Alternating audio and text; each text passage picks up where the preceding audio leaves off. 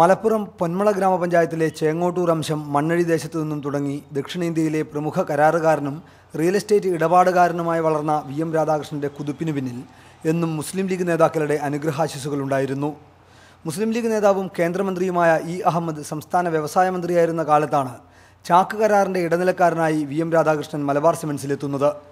അതിനു മുൻപ് ഊരകത്ത് plastic company നടത്തിവന്ന കാലത്താണ് അന്ന് മുസ്ലിം ലീഗിൻ്റെ മലപ്പുറം ജില്ലാ നേതാവ് മാത്രമായിരുന്ന പി.കെ. കുഞ്ഞാലിക്കുട്ടിയെ വി.എം. രാധാകൃഷ്ണൻ പരിചയപ്പെടുന്നത്. മലപ്പുറം സഹകരണ സ്പിന്നിംഗ് മിൽ ഡയറക്ടർ ബോർഡ് അംഗം കൂടിയായിരുന്നു അന്ന് പി.കെ. കുഞ്ഞാലിക്കുട്ടി. സ്പിന്നിംഗ് മില്ലിലെ പർച്ചേസ് മാനേജറായിരുന്ന കുന്നത്ത് ചന്ദ്രൻ വഴിയായിരുന്നു ഇരുവരും പരിചയപ്പെട്ടത്.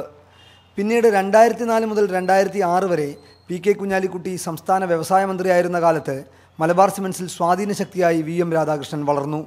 വി.എം. രാധാകൃഷ്ണൻ ചാക്ക് രാധാകൃഷ്ണനായി. ഇക്കാലയളവിലാണ് വിവിധ ഇടപാടുകളിലായി 400 കോടിയിലേറെ രൂപയുടെ വെട്ടിപ്പ് മലബാർ സിമൻസിൽ നടന്നതായി AG കണ്ടെത്തിയത്. 21 കമ്പനികളുടെ ഉടമയായും വൻ ഭൂമി ഇടപാടുകാരനായും രാധാകൃഷ്ണൻ വളർന്നതും ഇക്കാലത്താണ്.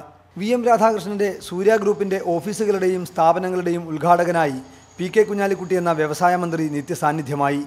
കുഞ്ഞാലിക്കുട്ടിയുടെ ബിനാമിയാണ് വി.എം. രാധാകൃഷ്ണൻ എന്നിവരെ അക്കാലത്ത് പ്രചാരണവുമുണ്ടായി. ഐസ്ക്രീം കേസിൻ്റെ വിചാരണ സമയത്ത് പി.കെ. കുഞ്ഞാലിക്കുട്ടിക്ക് വേണ്ടി വി.എം. രാധാകൃഷ്ണൻ സ്വാധീനിക്കാൻ ശ്രമിച്ചുവെന്ന് ഈ അടുത്ത് അന്വേഷി പ്രസിഡന്റ് കെ. അജിത മാധ്യമങ്ങളോട് വെളിപ്പെടുത്തുകയും ചെയ്തു.